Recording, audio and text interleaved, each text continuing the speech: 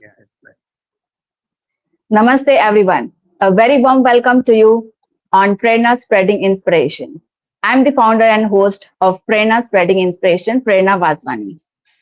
And at Prerna, we believe that every individual carries a story that inspires other lives. Through meaningful conversations with entrepreneurs, business leaders, doctors, educators, change makers across the globe, we are inviting them and sharing their inspiring journeys. So today's is my absolute pleasure to welcome Mr. Adapa Sharath Kumar Sir. A very warm welcome to you, sir, on our podcast platform. thank you. And I, yes, sir.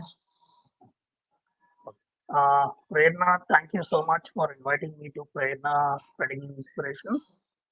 First of all, let me congratulate you for creating a platform that celebrates not just success stories, but the journeys behind them. Today, in a world dominated by social media, we often see people's achievements, but very rarely do we have talk about their struggles, failures, doubts, and the small moments that truly shape their lives. I feel privileged to be here, and I hope our conversation today becomes less of an interview and more of a heartfelt exchange of experience. When I look back over the last 3 decades, I don't see a career, I see a career journey. So we can start now. Yeah. Thank you so much, sir, for your special words and appreciating my work. And yes, friends, I would like to introduce Mr. Sharath Sir.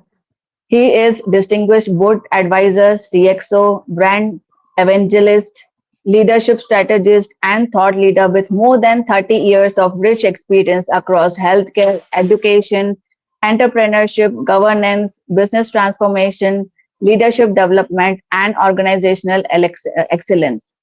His journey is an inspiring example of determination and reinvention from starting his career as a sales officer to becoming a respected board advisor and strategic leader, guiding organizations, mentoring future leaders, and contributing to governance and national nation building initiatives.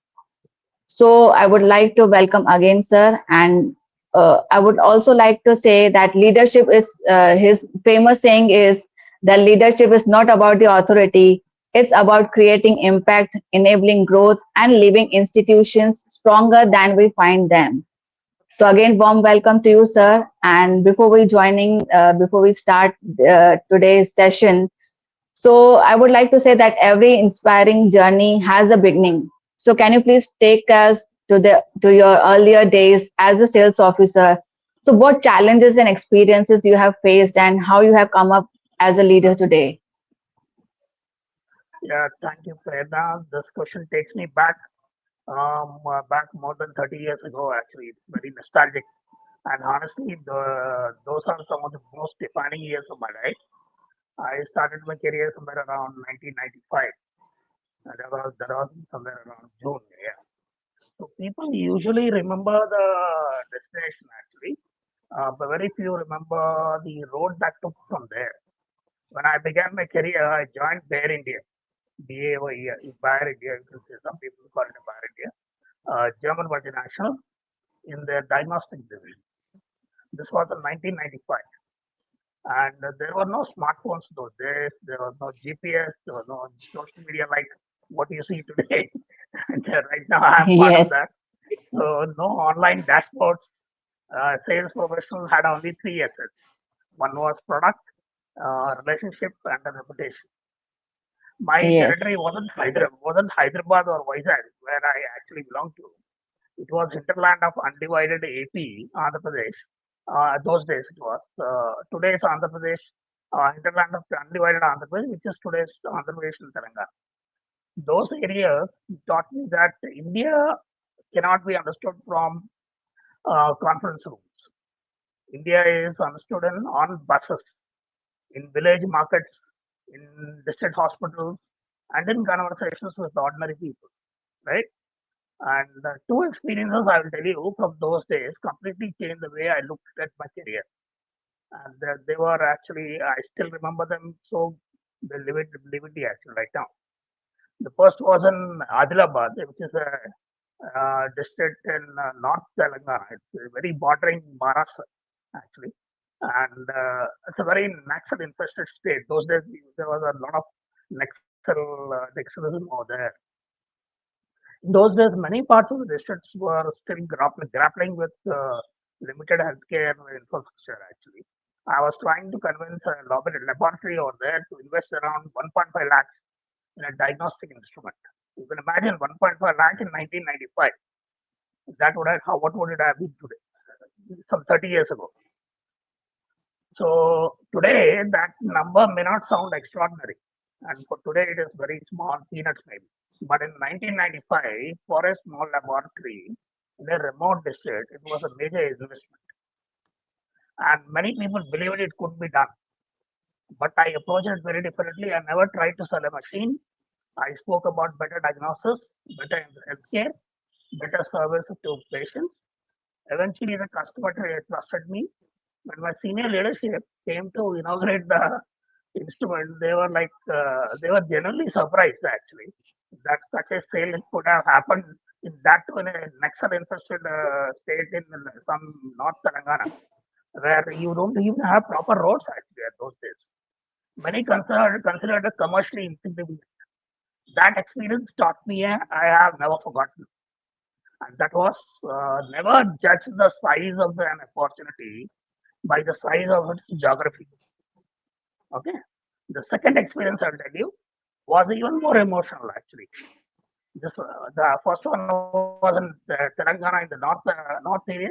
The second was in Rayalaseema, that is right now in the Andhra district. That was I had the privilege of selling the first diagnostic instrument to the Sri Satyasai Institute of Higher Medical Sciences at Puttaparthi. You might have heard of Sri Satyasai Baba, who has left us Yes. about some 20 years ago. So he had, at that time, he was quite active at that time. And I'm also a devotee of Sai Baba over there. The value was approximately 5 lakh, which was a very significant amount in those days, and everybody couldn't afford actually. Yes. The hospital was providing world class treatment free of cost, and the government had granted special customs exemptions for the imported medical equipment, which we used to import from our parent company from Ireland, Dublin. Because of its charitable mission, government gave them some construction customs exemption. I remember thinking this isn't just another sale. This instrument will touch thousands of lives because it was totally charitable. That day I realized something very profound. When your work contributes to a larger purpose, it stops feeling like a job and it becomes a responsibility. Those years were rewarding in another way too. I had the honor of being recognized a national topper in instrument sales for 2 consecutive years. Of course, I know awards make you happy, but with time I realized that awards celebrate performance. Character is built by the journey. Looking back today, Bear gave me far more than a career. It taught me humility, it taught me patience, it taught me how to listen before speaking, and above all, it taught me that trust is a final sale every professional must make. Not trust in the product, trust in yourself. Whenever young professionals ask me what they should focus on the first 5 years of their career, my advice is very simple. Don't chase designations, don't chase promotions, don't even chase money in the first place. Chase learning. Yes. Because if you Correct. become valuable, if you become valuable, opportunities will eventually come looking for you. Today, when I sit in the boardroom discussing governance, strategy, or transformation, I still carry the mindset of that young sales officer. Stay curious, stay grounded, never stop learning because leadership doesn't begin when people report to you actually. Leadership begins when people start trusting you. And as for me, the journey began in the villages of Andhra Pradesh long before I ever entered a boardroom actually. And I can give you three takeaways. Then I can end this answer. If I were to leave three messages for every young professional watching today, they would be: first, never underestimate your first job. Never underestimate. Correct. It Yes. is, it is the laying the foundation for a future you cannot yet see. Generally, what we have, whenever we get a first job, we always feel that we start comparing with others, with comparison. अरे उसको ज़्यादा पैसे मिल रहे हैं तो कम मिल रहा है. He is getting more, I am getting less, or she is getting more. So this kind of comparison never. Whatever the job you get it, please don't underestimate that. That is the going to be your first teacher. Second, don't sell products, solve problems. It works for not only for sales guys, it works for everybody. Whether you sell or whatever you're doing, solve problems. Basically, you need to solve problems. Some solutions you need to give. People remember those who improve their lives. So basically, if you want to be known for whatever you have done, you need to give some more solution. You should be a solution giver rather than a what do you call a solution informer. Sorry, rather a problem informer. That's how. And the third one I'll give you is that build trust before you build your resume. You should build trust because skills may get you an interview, max. Trust will build your career. And the size of your first Wonderful. opportunity never determines your future. The size of your commitment does. So leadership begins long before the boardroom. At least for me, it begins the day Yes. people first trust your intent. Yeah, thank you. Correct. Correct. And thank you so much, sir, for taking us to the back where it all began. And I think many young professionals who have joined or who will join us later watch the recordings. They often underestimate the value of human beginnings. But your journey clearly shows us that every experience that becomes a stepping stone. And you have given us wonderful insights that yes, we should be a learner, long term learner, and we should be the problem solver, and definitely we should not compare to others that what they are doing, and we should be like that key how we are becoming better and better day by day. Yeah, yeah, So that you are should be right. the You are main right. motto of everyone. Yes. And True. going further, so I would like to understand that looking back over your 30 years of great career experience, so what were the two or three defining decisions that completely transformed your journey from the front line to the boardroom, sir? Yeah, thank you, Prerna, again. Very good question. It's a lovely question. When I look back today, I honestly don't think my career was transformed by one big decision, actually. It was transformed by a series of small decisions taken consistently over 3 decades. So people often ask me, "Yeah, Sharath, what was your turning point and all?" You see how this kind of questions they keep getting, and my answer surprises them. There wasn't any turning point. Actually, there were many turning points. Not one. Actually, yeah. Yes. So because every stage of my career prepared me for the next one. And looking back today, I often say that I didn't work for six organizations. I graduated from six universities. They were all universities in their own way, and each one taught me something that no classroom ever could. Well, I did from I am Bangalore. In fact, my alma mater, Andhra University in I am Bangalore, couldn't teach me all that. What I learned from my career, I mean, my companies over there. The first university was Bear India. Bear taught me that business begins with trust. I still remember traveling through as I told you, the rural districts of undivided Andhra with nothing more than a conviction, sincerity. And those experiences taught me that people don't invest in products first; they invest in people.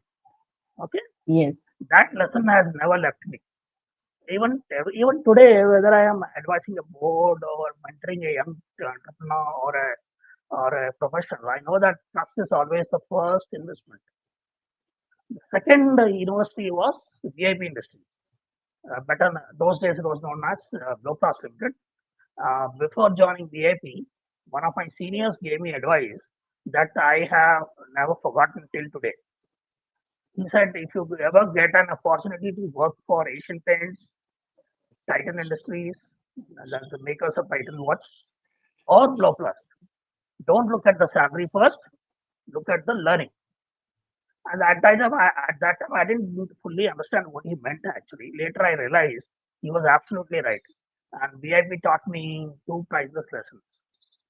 Out of these three, I got the chance. I didn't get chance from for Asian Paints and Titan. I got from Blocker. So out of the one, I got it one. The first was that markets change long before organizations realize they are changing. That VIP taught me. That is one. During those days, molded luggage dominated the market. You might have seen very heavy trunk luggage those days when people used to carry suitcases and all that stuff. And I'm talking about some nearly 25 years back. And during those days, molded luggage dominated the market, but I started seeing a quiet shift over there. India's IT revolution was beginning, and young professionals were traveling more, especially overseas. And I, being from Andhra, Andhra is a hotbed for IT guys, and most of them IT guys who are making a lot of money in US, they went to US in 90s, late 90s, thanks to Chandrababu Naidu, was CM of those days, and of course he is now also. So he saw what 25 years back what people couldn't see. So India's IT revolution was beginning. So they wanted luggage that was lighter, more practical, and more versatile. So I also could see that there is a market shift happening from molded, very heavy type of luggage to something very light. Everybody wanted some light. So today you see across Yes. buses, bus terminals, airports, or railway stations, you find all people carrying trolleys on their own. We don't have any coolies also these days, right? So everybody carrying their Yes. Correct. duffel bags, the trolleys, and all that stuff. So that market shift started happening some 25 years ago. That I could see. So that was the beginning of transition towards soft luggage. So I was fortunate to be part of that transformation and also part of expanding VIP's retail footprint in my territory. The second lesson was even more personal. At the age of around 27, after barely 2 years with the company, I was promoted as business head for a soft luggage division. And VIP is a very conservative company actually. They don't give promotions very easily. You just sometimes you get gray hair at that time. But for a 27-year-old guy who was just 2 years in the company, it was like some. I was I mean, my bosses were I had to give all credit to my bosses. I don't know what they saw in me that they felt that I should head up business at a very young age. That was unusual in a company like VIP, and where promotions were typically based on experience and tenure.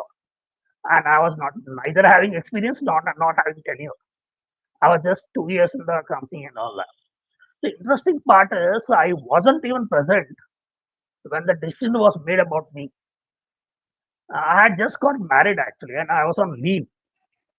I'm giving you Oh, all personal examples how many people resonate with these things.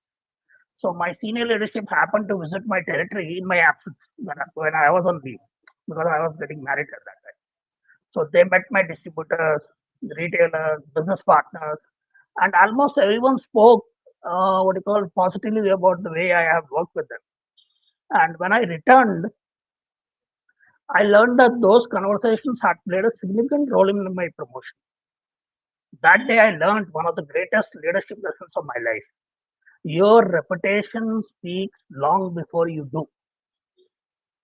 So it means your reputation reaches before you actually reach the destination. So your personal correct. brand isn't built by what you say about yourself. If I start talking about myself, nobody will bother, right? And it is built by what people say about you when you are not present in the room. When you're not in the room, but still people are talking about you, good things about you, then makes that is a signal that you have arrived. Okay, Yes. that is the second this thing. The third university was Reliance Infocom, where when Reliance got into the telecom business in 2002, and Reliance completely changed my understanding of execution. And we were not merely selling telecom services, we were building a telecom revolution actually. As clustered for three districts in Andhra, we had to build the entire ecosystem, network, towers, distribution, retail, and customer support. I still remember that for every telecom tower, we had to navigate.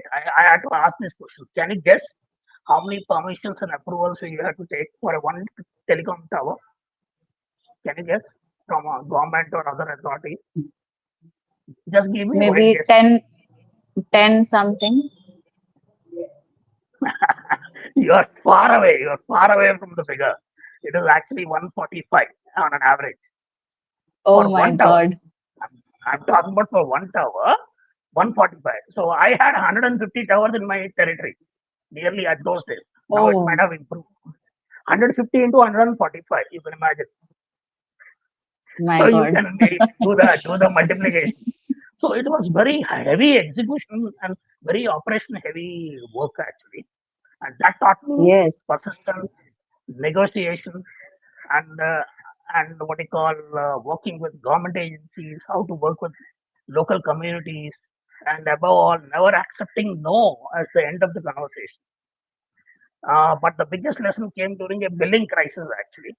Many customers were upset about with Reliance because of unexpectedly high bills. Those days, some billing issues there.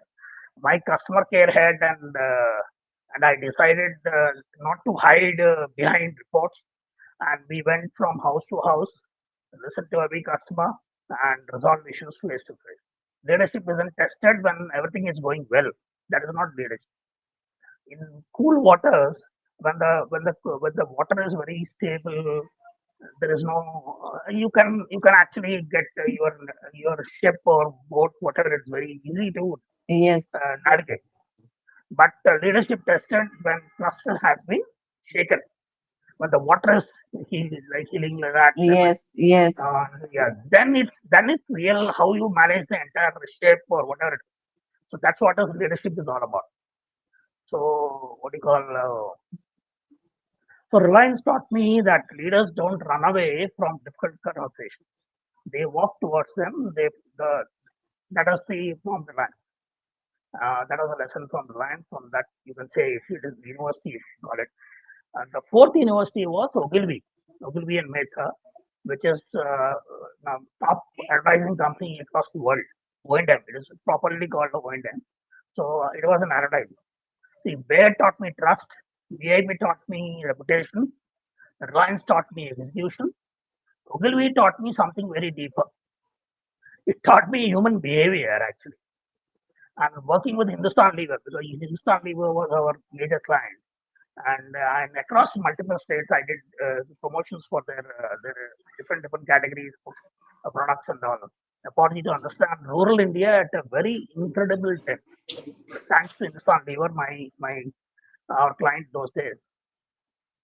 One incident changed my entire perspective on marketing. So till then, I was having some different way of looking at marketing actually. And when I started getting into the rural heartland of India, then my perspective towards marketing totally changed. During one campaign of Lux soap, you know the Lux soap, right? Uh, we had featured Aishwarya Rai as the brand ambassador.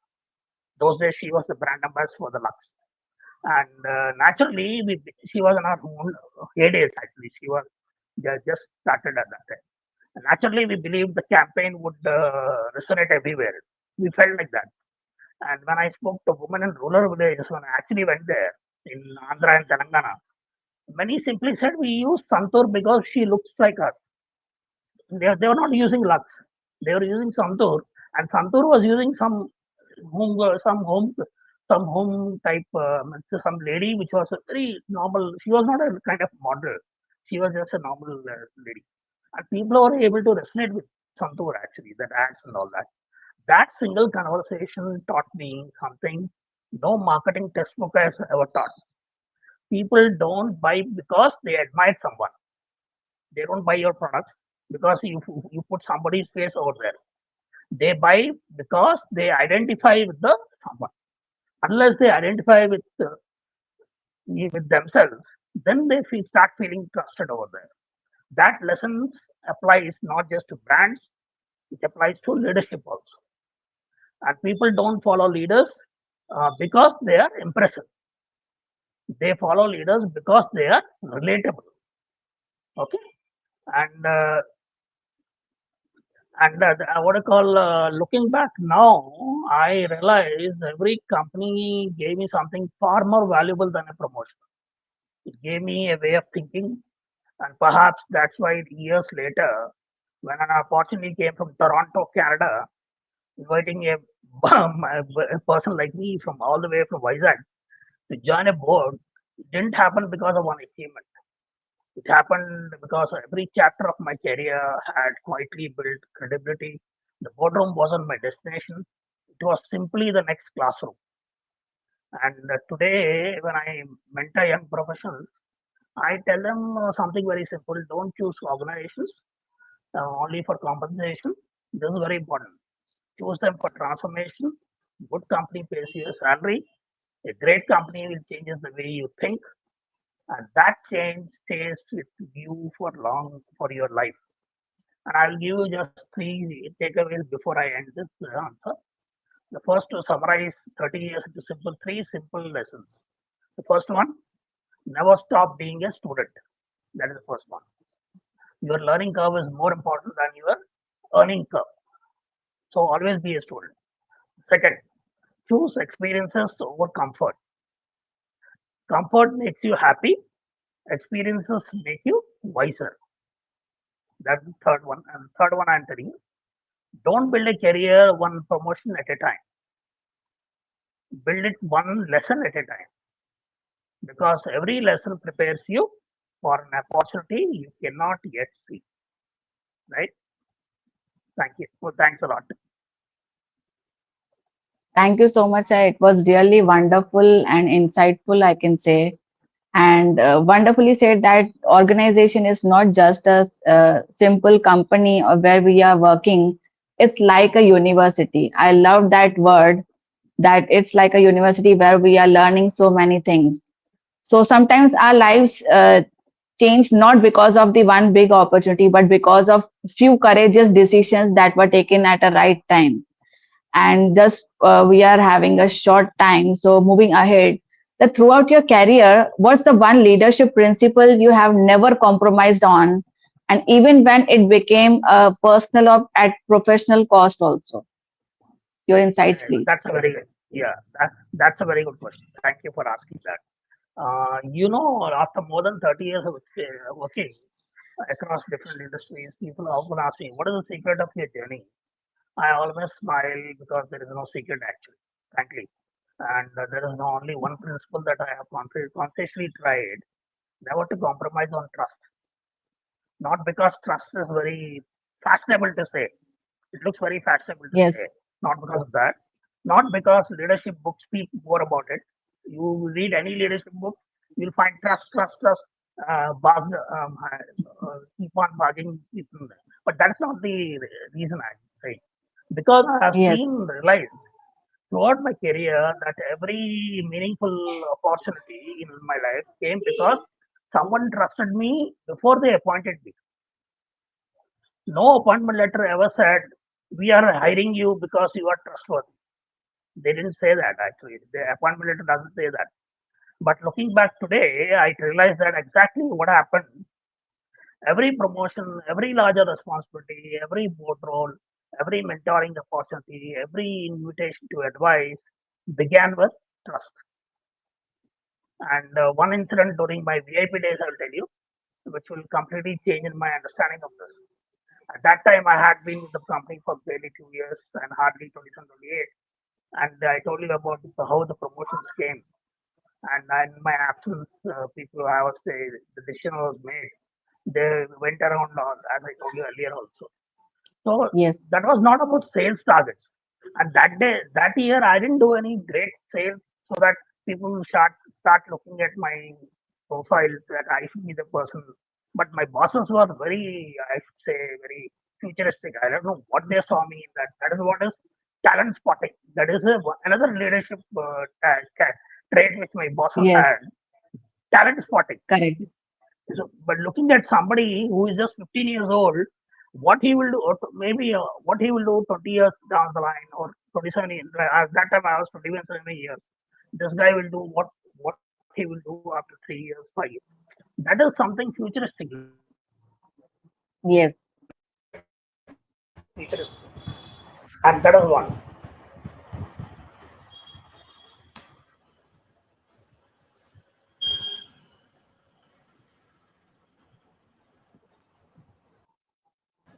So that was a thing.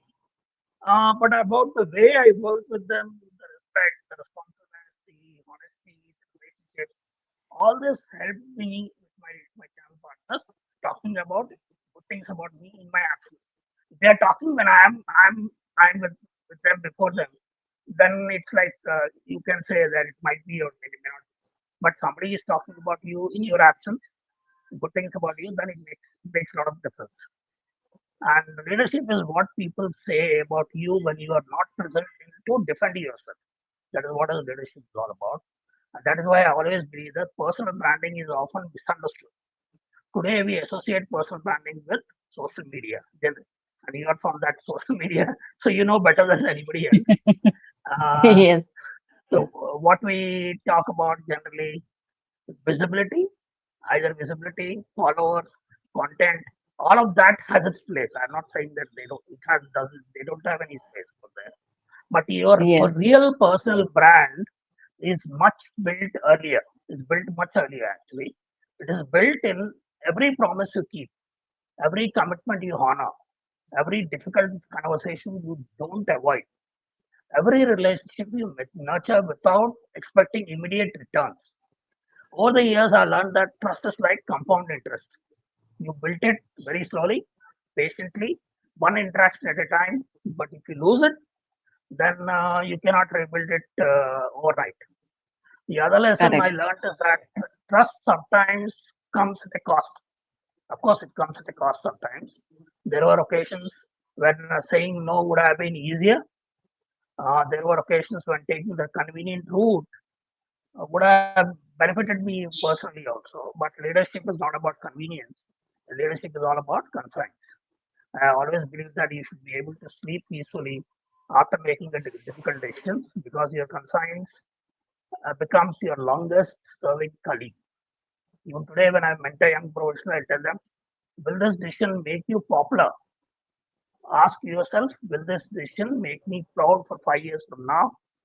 And because popularity changes, character doesn't. Popularity has its own graphs, come down, kabhi upar, kabhi niche types. And the character doesn't. You have a strong sense of character, which is always showing the compass north, then it will not change. Character remains same. I have also realized that trust cannot be demanded. It cannot be delegated. It cannot be purchased. It cannot. It has to be earned repeatedly every single day. Whether you are a sales officer, CEO, or board director, the principle never changes. Sometimes people ask me, after so many years, what do you value more, your achievements or your reputation? Without hesitation, I say my reputation. That is something which I can't purchase because Yes. achievements may get forgotten, awards gather dust, designations eventually change, but your reputation continues to introduce you long after you are left the room. That is what has happened with my case. And leave every relationship stronger than you found it. That's what I always believe. Like like today we are talking now, so you should be able to remember me for long, long time. Once Correct. this is over, this is over, and it is not happen not only with you and me. It happened with it happens. This rule is applies to everybody. So make Yes. sure that either the person has felt very happy after meeting you, as if he or she has learned, or something, some impact has gone to their mind or their lives.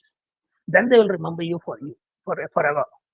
So protect your reputation more carefully than your resume. This is for all young people, I'm telling you. And keep your promises, especially the small ones.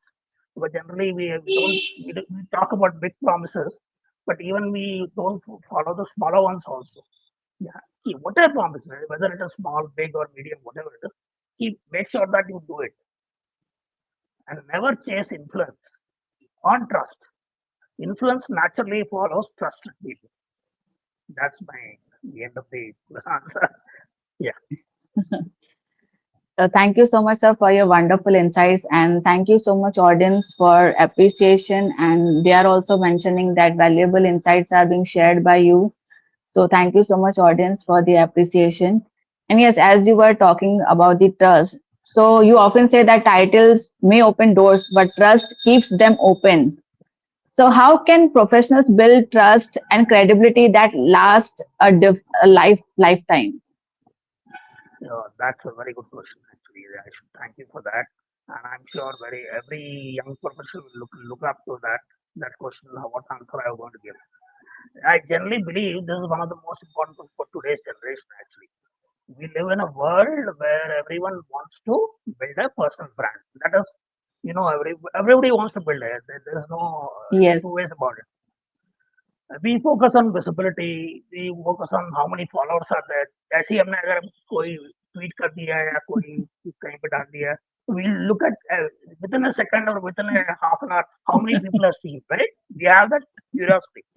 How many people have yes, seen? How many have liked? How many have disliked? Or whatever it is.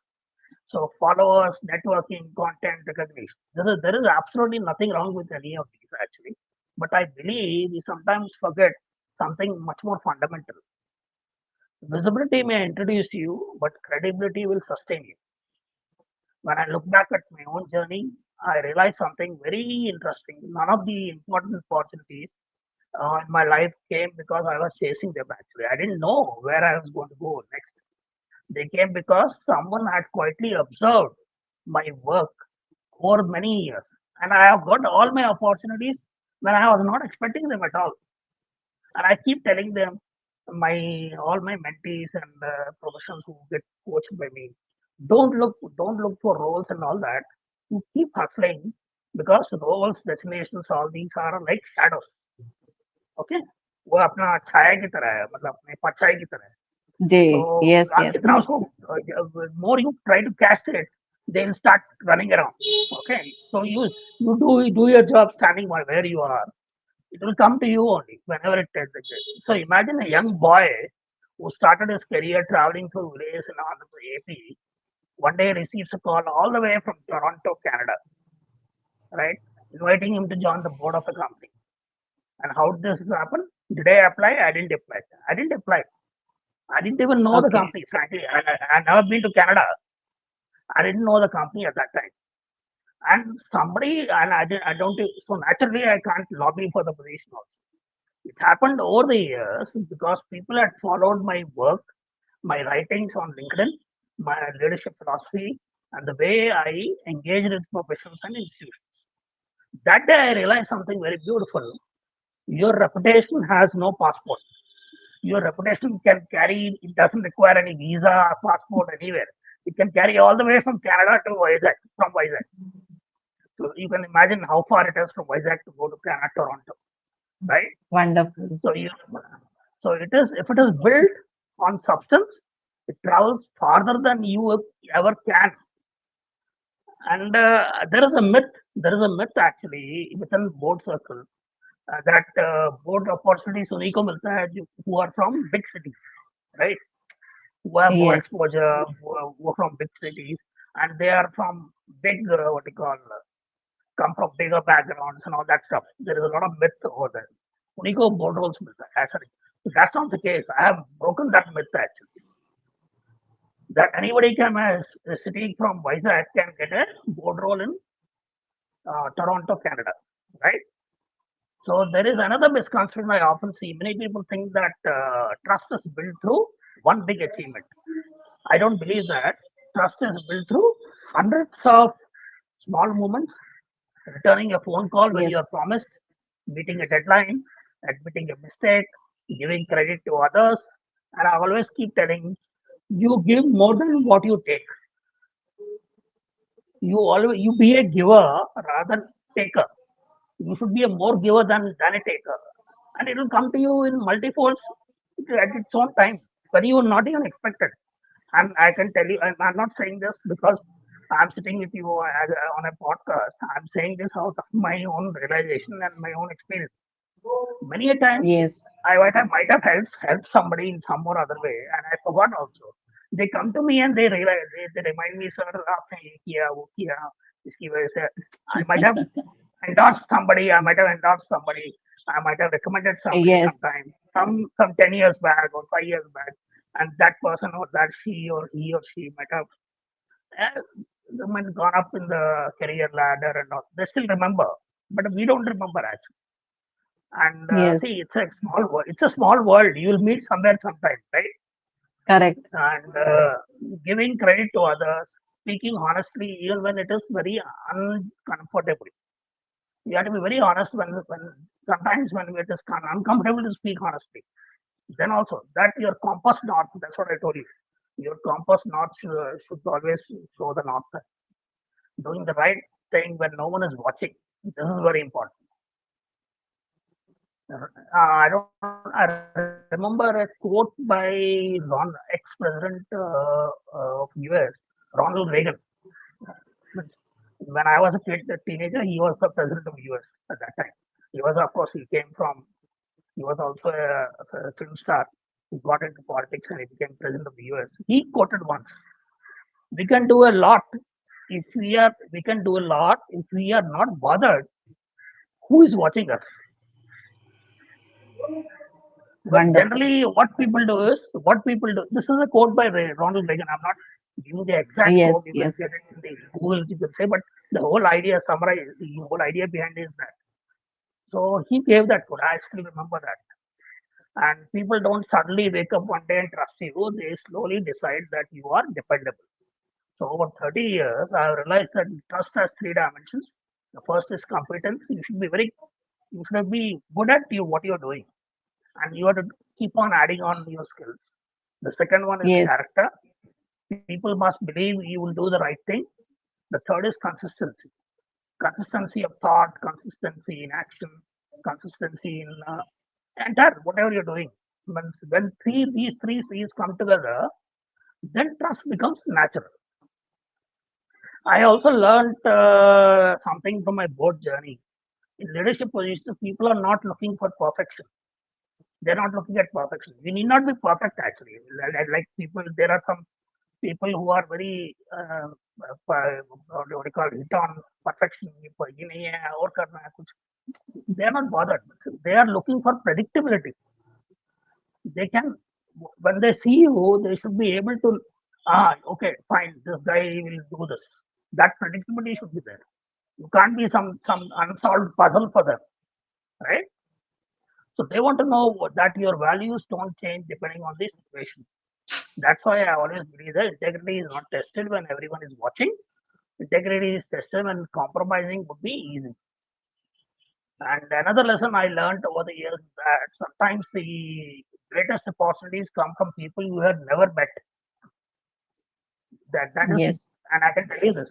I need people whom you don't know. They give you the greatest opportunity. That sounds strange actually, but think about it. Before inviting someone to a board, before recommending someone for a leadership role, people don't just read your resume, they ask around what kind of a person is he? Can we trust correct. him? How does he behave under pressure?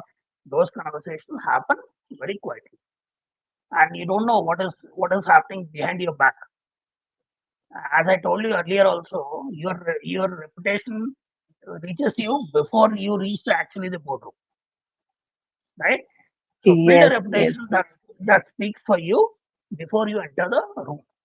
Okay, and recognitions may come, awards may come, titles may come, but those become outcomes. They are not. They are never objectives actually.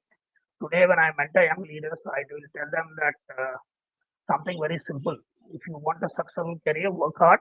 If you want a respected career, work honestly. But if you want an unforgettable career, become someone people who can trust you. So trust is the only asset that appreciates with time. yes. Rightly said, sir, that trust is the biggest asset, and it's totally undoubted that it's a biggest asset. And let's now to the broaden the conversation from individual leadership to the organizational leadership. So you have worked with many entrepreneurs, CEOs, boards, government bodies, and global recognitions. So what is the biggest difference between the managing a business and governing an institution, and what can aspiring leaders learn from it, sir? Yeah, that's a very good question. Great. I'm very thankful to you for asking this question. This is very close Thank you, to sir. my heart, and because over the last 30 years, I've had the privilege of seeing organizations, watching them from very different vantage points. I've been a sales officer, I've managed territories, I've led businesses units, I've built my own consulting organization, I've worked with entrepreneurs, I've advised CEOs, I've interacted with government, and today I also have the privilege of serving in boards and advisory roles. Looking back, I see there is a profound difference between running a business and governing the institution. There is a difference. You need to understand that because running a business is not governing an institution. They're all very different from each other. And a business asks, how do we grow this year? A business, normal business company, they will look at quarter to quarter kind of thing. An institution will ask, how do we remain relevant 20 years from now? That is how the institutional mindset tells you, thinks you, takes you. And a business mindset will tell you, आज हमने कितना किया, तीन next quarter में कितना करेंगे, उसके बाद कितना करेंगे, साल के एंड में कितना करेंगे. That's the way business mindset will run. But an institutional mindset will not think in those lines. They will think Yes, from down the line, 3 years, 5 years, where we will be, what we will be, how we will be, how consumers will trust us, how we have to improve the trust velocity over there. And what you are managing, when you are managing a business, your focus is naturally on execution, revenue, market share, profitability, customers, competition, quarterly performance. And rightly so, businesses survive because they execute well, actually. They have to execute well to survive. But your lens changes when suddenly you're no longer responsible only for today's results. And that's what board is all about. Board is not about quarter to quarter types. There, that for that to take care is management takes care of that. CEO, CFO, CHRO, they all will take care of that. Board is not for that. Board has to look beyond 5 years down the line, 10 years down the line. So you have responsible for tomorrow's sustainability. And are we? So you begin asking different questions. So are we building the right culture? These are the questions which great institutions ask about themselves. Are we taking risks responsibly? Are we preparing the next generation of leaders? Are we creating a bench line or bench strength rather? Are our decisions very ethical? Will this decision still look right 10 years from today? That's governance. That is called as governance. Governance isn't about controlling management. Governance is about protecting the future. And one of the biggest misconceptions people have that boards run companies. They don't run the companies, but people feel that ये board ही चलाता है entire company. Management runs the yes, company. correct. That is a myth you have to break. General public क्या सोचती है? Board जो होती है board of directors होती है Body वो chalata hai. चलाते हैं कंपनी. Yes, हाँ, बोर्ड नहीं चलाता कंपनी. बोर्ड कंपनी चलाने के लिए you have management. Management will include CEO, CFO, CHR, and all those guys. That's a very important distinction. Boards protect institutions. Management runs the company. So throughout my journey, I realized that businesses can become successful because of brilliant individuals. Of course, you have charismatic CEOs, right? And but institutions survive because of strong systems. But the institution has to survive. The systems has to be very strong. A charismatic founder can build a great company. Only governance can ensure that company remains great after the founder steps aside. That's why succession planning is so important. That's why culture is so important. That's why values are so important. And people often ask me, when did you start thinking like a board member? And interestingly, I wasn't after I joined the board actually. It started much earlier. Every organization I worked for quietly prepared me for that without knowing me yet. Because Bayer taught me trust, VIP taught me reputation, Reliance taught me execution, Ogilvy taught me about people, human behavior. This is what, and of course, my own institution where I got into entrepreneurship, it taught me institution building. So Boardroom simply brought all those lessons together. Another thing I have learned is that management solves problems. Board asks better solutions. They are not there to solve your problems. They are there to ask better solutions, better questions actually. They'll ask better questions so that answers should come from the down the line. So in governance, the quality of your questions often matters more than the speed of your answers. I'm repeating once again. In the quality in governance, the quality of your questions matter more than the speed of your answers. Because one good Yes. question can prevent 100 bad decisions.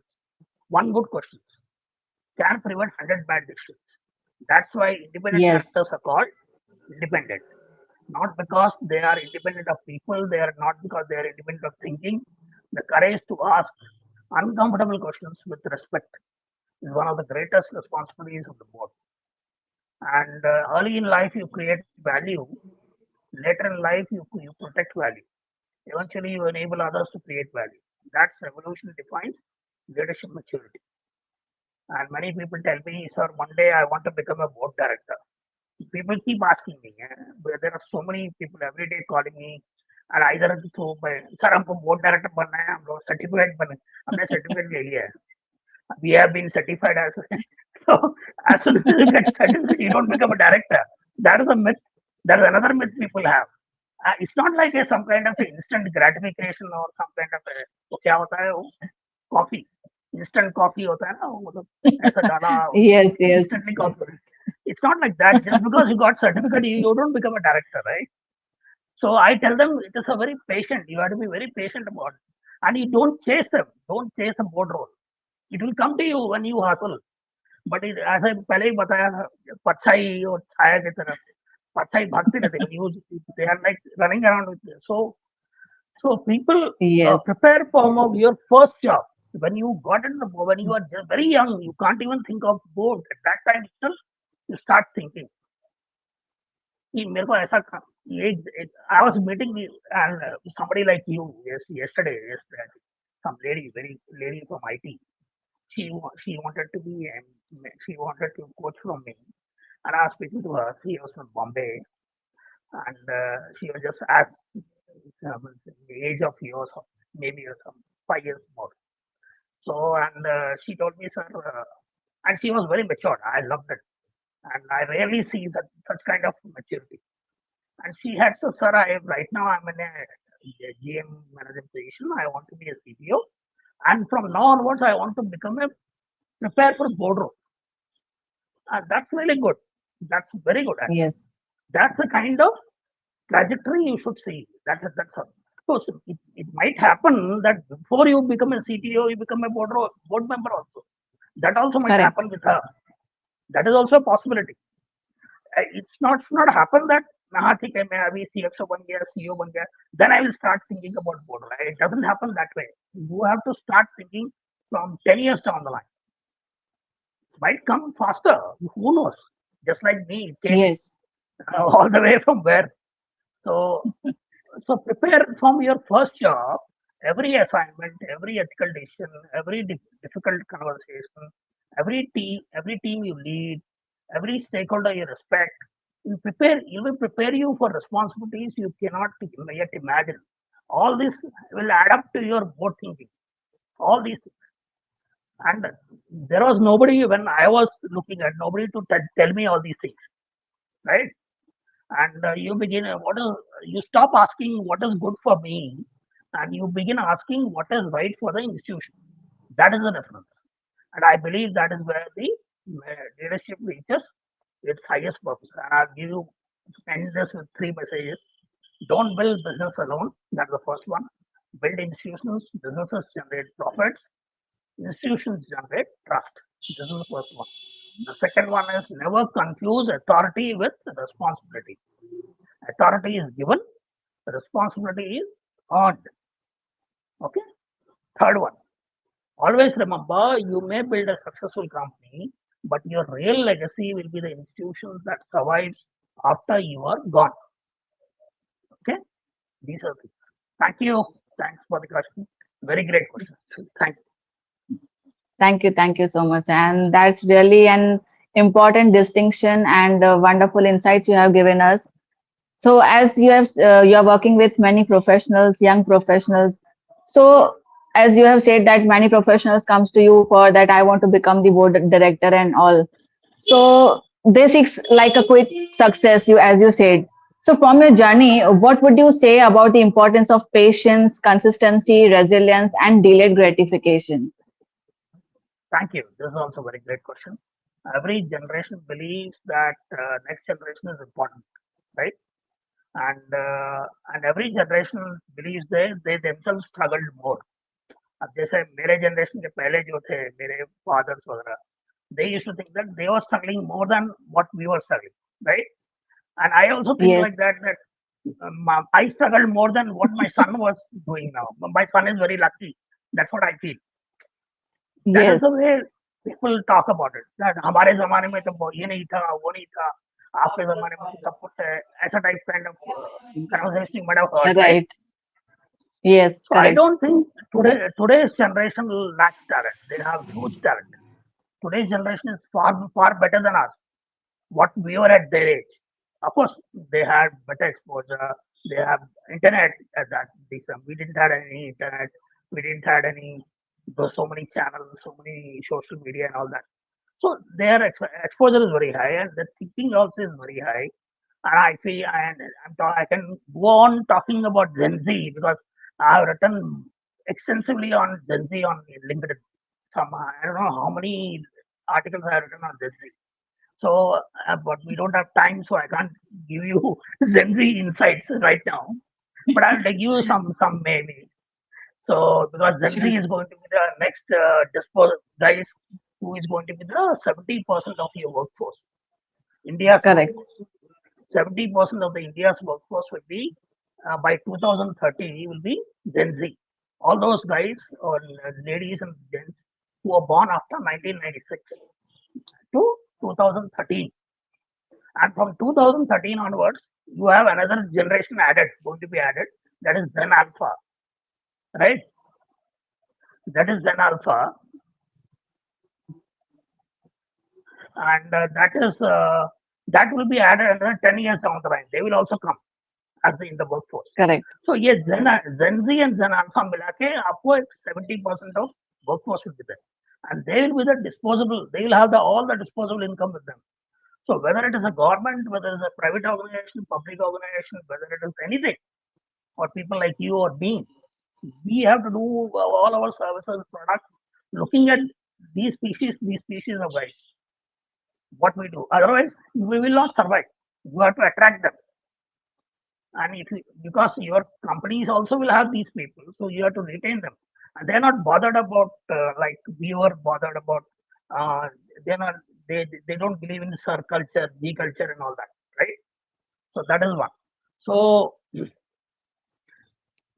they understand technology better than my generation ever did. Actually, my son teaches me technology better than he understands, and within a span of seconds. But it takes some time to me to learn some technology actually, or maybe AI actually. Of course, he's studying AI. That's a different issue. But generally, their technical finance is very better than us, right? Of my age, people of Yes. my age. So they are more confident. They are more expressive. They are willing to question, and I think that's a good thing. Actually, that's a very good thing. But if there is one challenge, what I see within the young generation, that sometimes they confuse speed with progress. That is something which they should not do. Speed is not Yes. progress. Speed you should have. Okay, everybody loves to have speed and all that. We are living in an age where everything is instant. Food is instant. You get food instantly in 5 minutes, 20 minutes, 10 minutes, like that. Just by ordering through your mobile. Information is instant. You get it within a span of second. You get the info what is happening in Canada, what is happening in US, what is happening in Australia, sitting in India. Yes. And shopping is instant, right? Shopping is also instant. You can shop anything these days through even what you call e-commerce. Entertainment is also instant. You can have instant entertainment from whatever options you have. You have OTT and all that stuff. Instantly you can get everything is instant actually, just like instant noodles, right? So Yes, naturally, somewhere deep inside, we also begin to expecting careers to be instant. Careers are never instant. So have that difference between noodles and a career. Career is not like noodles, or a career is not like a coffee, right? And but life correct. doesn't work that way. Yeah, like naturally, somewhere deep inside, we also begin expecting careers to be very instant. There are no shortcuts to credibility. There are no shortcuts to wisdom. And when I look back at my own journey, nothing happened overnight. From Bear to VIP, from VIP to Reliance, from Reliance to Ogilvy, Ogilvy to Investor, from entrepreneurship to the boardroom. Every chapter took years, took months, took years, not months. People often see the success, they don't see the waiting, and they don't see the preparation, they don't see disappointments.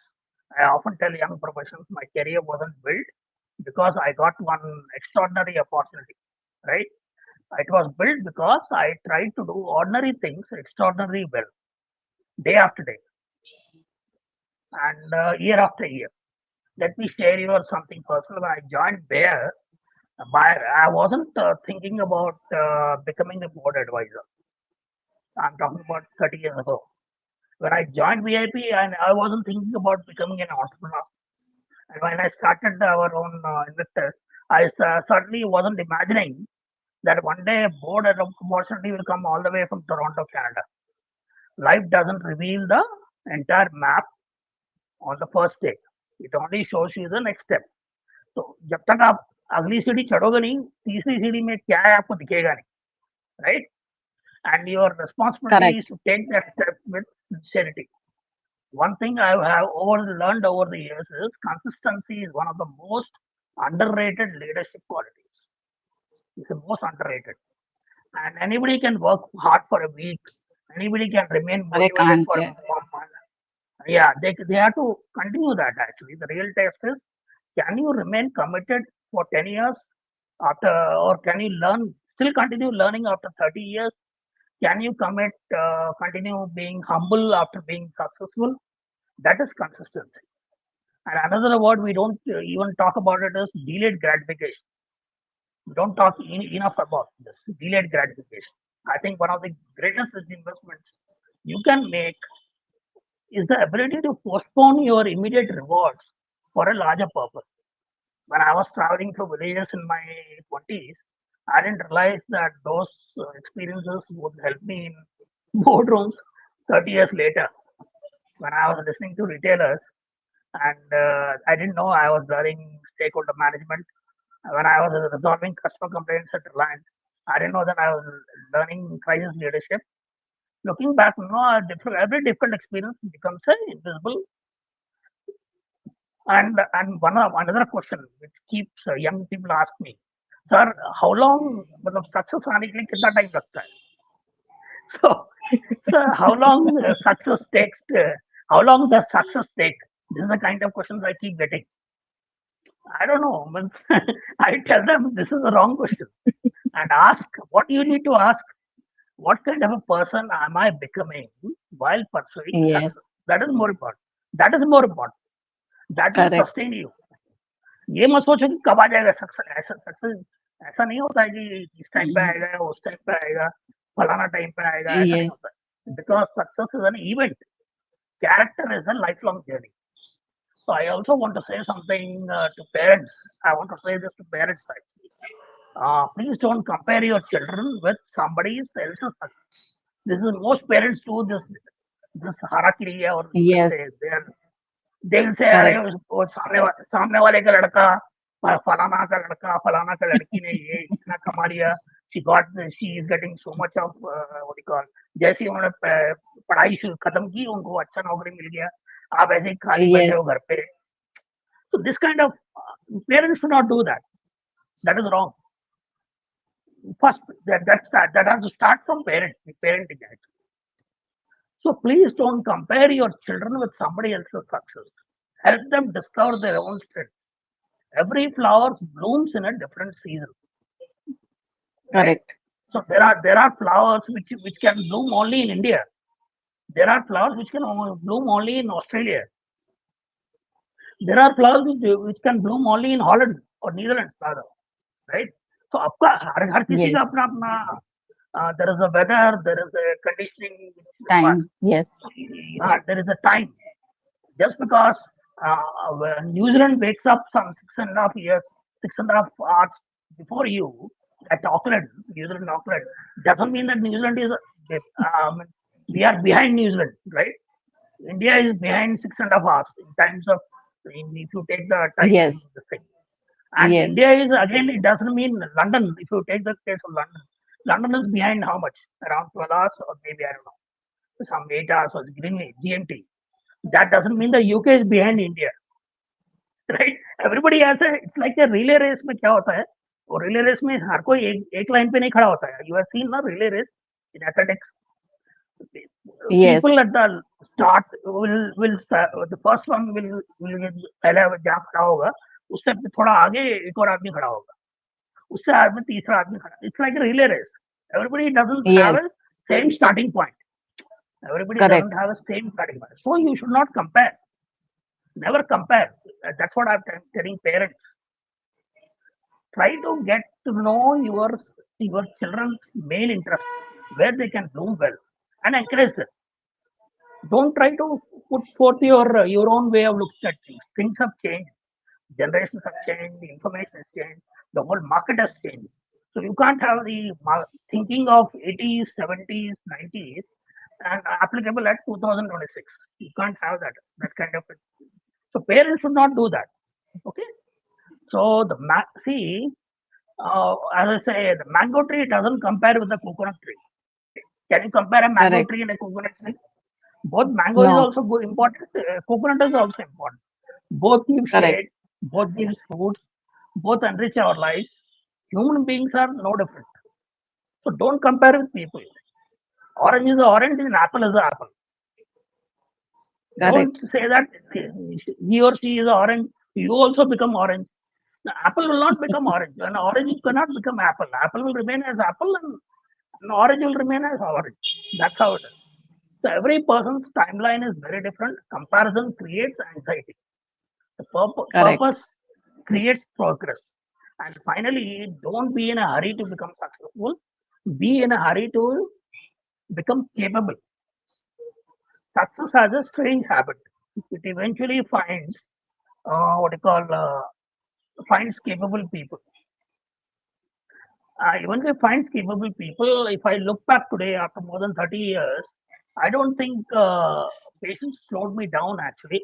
I think patience gave me the maturity to handle opportunities when they finally arrived. Because receiving success is one thing, being ready for a success is another thing. So, my three takeaways before I end: first is don't compare your chapter 1 with somebody's chapter 20. Okay, we start comparing like this. We Yes. don't see that वो हमको सिर्फ वो नजर आ रहा है कि but we not seeing that he is at his chapter 20, you are at chapter 1 right now, so don't compare like that. Correct. Okay, everyone's Yes. journey has a different pace. That's what I'm trying to tell to the parents. Invest in your capability before you expect visibility. That is the second one. The world will notice people who consistently create value. The third one is don't chase quick success, build lasting significance. Building careers are marathons. They are not sprints. They are not 100 meters. It's like a marathon. You have to run some Yes. 30 meters, 30 kilometers, 40 kilometers, 50 kilometers. That is called a marathon. You are not running a sprint of 100 meters which finishes off in 10 seconds. Right? So that is what it is. Thank you. Thank you so much, sir. And I absolutely love that perspective that we should not compare our first chapter to another second 20th chapter. And yes, we should also tell parents that they should not compare other child with the other child, because I have seen in Yes. many families, and I can say it's a story of every family. where children Yes, are being compared with the other children. If the person is getting the child, other child is getting the job, तो आपको क्यों नहीं मिला job, आप पहले job के लिए भागो, वो देखो कितना कमा रहा है, आप क्यों नहीं कमा रहे हो. तो ये yes, बहुत yes, ज्यादा जो है ये चलती जा रही है, and that is creating anxiety issues, and sometimes the children now they are having the mental stress more. तो yes. फिर वो जो है ना कहीं गलत स्टेप्स भी ले जाते हैं. तो we should avoid comparison because that is not creating, और उससे कुछ अच्छा कुछ नहीं आता है. That is just creating the stress among other children. So yes, thank you so Right. much for this perspective. As we are short in time, so at the end, I would like to understand that looking back on your remarkable journey, so what has been the single most defining leadership lesson which you learned from that failure, is that lesson you learned from that failure rather than success? Yeah, actually, failure is a very big, what do you call, uh, teacher actually. It's a very big teacher. Failure is a very big thing. And you can't look for, people don't look for failure naturally. Everybody wants to succeed. But failure will teach you, being a, see, that is the, what do you call, so there are many, many things. You're long after your time. And what I will say is that I find it interesting that people usually ask successful people about success. And very rarely they ask about failures. जो fail होते हैं उनको पूछते नहीं है कोई कि आप क्यों फेल Yes, हुए. कभी नहीं पूछते आप क्यों फेल हुए. लेकिन जो सक्सेसफुल होता है उसको उसके पीछे हर कोई भागता रहता है, right. Yet if I'm completely honest, I've learned more from failures than success actually. Success gives you confidence, failure gives you perspective. And if confidence is not balanced by perspective, it can become arrogance. One lesson I stayed the throughout my career, whether I was in a Bear or VIP or Reliance or Ogilvy or building my own entrepreneurship, serving in board roles, I realized that every setback carried a lesson that no success could have taught me. So there were projects that didn't go according to the plan. There were clients we couldn't win. There was the strategies that looked perfect on paper but didn't work on the ground. They were less. There were decisions I wish I had taken earlier. Right? There were moments when I questioned myself, but every one of those moments taught me something. The greatest lesson: never fall in love with your own assumptions. This is the greatest lesson. So don't have that assumption. You have to keep stress testing your assumptions. जो भी दिमाग में बैठा लिया है उस पे you start romancing it with that, with your own mindset. You keep stress testing your assumptions, whether they are relevant, whether they are resilient enough, or that will what take you to revival.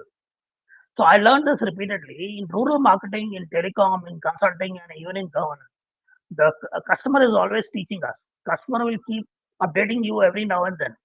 Just like you have to keep updating your mobile and your and all the apps, they keep saying, no, they keep updating, update. So customer will also update you yes, actually. Life is always teaching us. And the question is whether we are listening or not. So life is it keeps us every day, every second, every minute. Life keeps teaching us, but we need to have that maturity to understand whether we have learned anything or something from this, right? And I keep telling that you can learn from anybody, anywhere, anytime. There is no correct. discrimination there. From anybody you can learn, anywhere you can learn, Yes, anytime you can learn. So because learning is earning. More you learn, more you will learn in the later stage. And no matter how experienced you become, you still have more to learn. Actually, it doesn't mean that you have finished some 30 years career. You're not supposed to learn. You have to learn more actually. And I also realized that yes, resilience is often misunderstood. People think that resilience means never falling. That is not. It's not resilience. Resilience means getting up without becoming better. Generally, क्या होता है जब failure आता है, then we get up. We might get up from where we have fallen down, but we become better also. we become something negative also. अरे क्या यार हमेशा हमारे साथ ही सब कुछ ऐसा हो रहा है, दुनिया में सबको हर कोई अच्छा है और हम ही ऐसे थिंकिंग आता है. That is something. Yes. And इसकी वजह से और and then we start blaming others. इसकी वजह से आया, उसकी वजह से आया, because of this guy became like this, और इसने ऐसे, हमारे बॉस ने ऐसा कर दिया, ऐसे हम ऐसा हो गए, हमारा टाइम खराब चल रहा था. So without blaming others, without losing faith on yourself, every difficult phase of my life eventually became a preparation for a bigger responsibility. And looking back today, I wouldn't erase my failures actually, because they introduced me to wiser versions of myself. There is one more lesson. Whenever something went wrong, I learned to ask a different question, not who is responsible, but what is the experience trying to teach me. That single shift changed my leadership thinking, because blame rarely solves problems. You can't stop, you have to stop blaming others. Learning does. Today, if young professionals ask me whether they should fear failure, my answer is fear only one thing, not learning from it. That is the biggest failure. If you don't learn from the failure, failure is not the problem. If you don't learn from the failure, then it is a big problem. Failure is temporary. Refusing to learn can become a major permanent problem. So, if there is one lesson I leave behind after 30 years, don't measure your life by how many times you succeeded. Measure it by how many times you refuse to give up. Because perseverance has quietly shaped every meaningful chapter of a journey. And I can give you three takeaways before I do this. Failure is a feedback, humility is strength, learning is a lifelong responsibility. These are three takeaways I can give you right now. Thank you so much, sir. You have given wonderful insights. And yes, thank you so much, audience, for watching till now and giving us wonderful feedbacks and appreciation. So, quickly moving to the rapid fire round. So, I hope you are ready, sir. Yeah, tell me, ask me. Sure. So, just one thought that which comes in your mind. So, first question is the one word that defines leadership. Yeah, that is trust. I'll say trust. Leadership is all Great. about trust. One habit that transformed your life. It has got two words: continuous learning. Great. One book every aspiring leader should read. Actually, it's not one. I have three. If you allow me, I will tell Okay. you all the three. And they are written by the same author, and he happens to be my guru, Shiv Okay. Kumar. I don't know whether you have heard of him. And he is a corporate honcho, and of course now he is into writing books and all that. You might have seen him in and three books what he has written. I read it more or less every day, actually, some or other page. The first one, the right choice. That is the first one. The second one Okay. he wrote is that the art of management, and it's not the art of management of managing the business.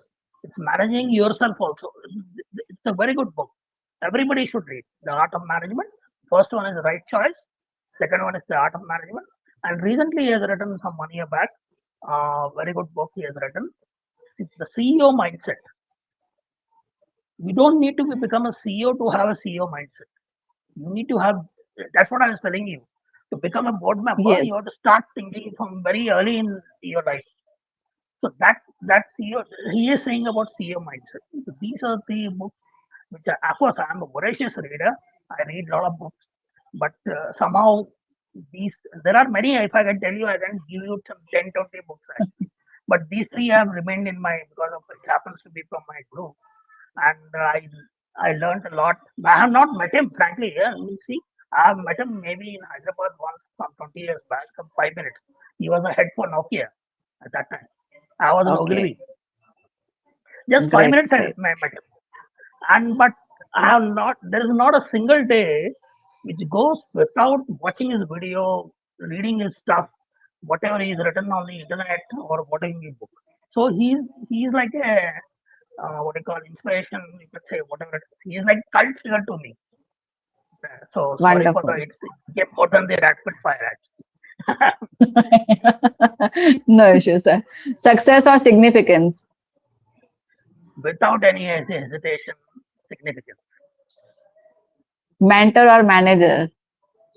Always a mentor. Always a mentor. Boardroom or classroom? Classroom. Always classroom. Classroom will lead you to boardroom. It's not the other way around. Correct. Yes, yes. Complete this sentence. Leadership is fill in the blanks.